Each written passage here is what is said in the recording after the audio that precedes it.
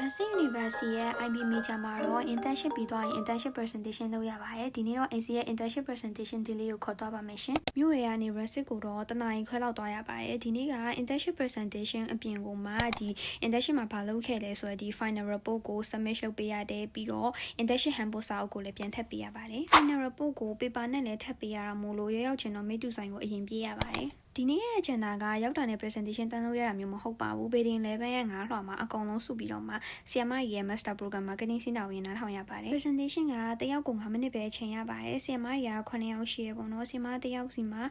ကျောင်းသား10ယောက်အဲ့လိုမျိုးပုံစံမျိုးပါအဲ့နေကအိစင်းတင်ငယ်ချင်းတွေရဲ့နာမည်စင်းမတွေ့ရမှုလို့အကုန်လုံးပြီးမှပဲ presentation လုပ်လိုက်ရတယ်ပေါ့နော်အဲ့ဒါကတော့အဲ့နေရဲ့ခရက်ပါစမ်းနိုင်ကြော်တော့မှာတော့အားလုံးပြီးသွားပြီးတော့အကြောင်းတော့အမြဲစားဖြစ်နေတဲ့ Master ပေါင်းမှာပဲတင်ငယ်ချင်းတွေနဲ့တူနေ့လေးစားခဲ့ပါတယ်တခြား University တော့မသိပေမဲ့ Racing University မှာတော့ final graduate ဖြစ်ဖို့ဆိုလို့ရှိရင် internship ဆင်းရတဲ့အပြင်ကိုမှ English Essay Exam လို့ခေါ်တဲ့ English စာမွေးကို Upper Intermediate ထိအောင်ဖြေရတယ်ပြီးတော့ Digital Media Literacy Test ဆိုတဲ့စာမွေးလေးဖြေရပါတယ်ရှင်အားလုံးပြီးတော့မှ final graduate ဖြစ်တဲ့ပုံစံမျိုးပါ Digital Media Literacy Test ဖြေဖို့ကြံနေသေးတာမို့လို့အဲ့ဒီကတခါလေးဖြေပြီးရတဲ့အိမ်ပြန်ပါရှင်ဒီကြည့်ပေးကြလို့ကျေးဇူးများတင်ပါတယ်ရှင်နောက်ဗီဒီယိုတွေမှာတွေ့ကြမယ်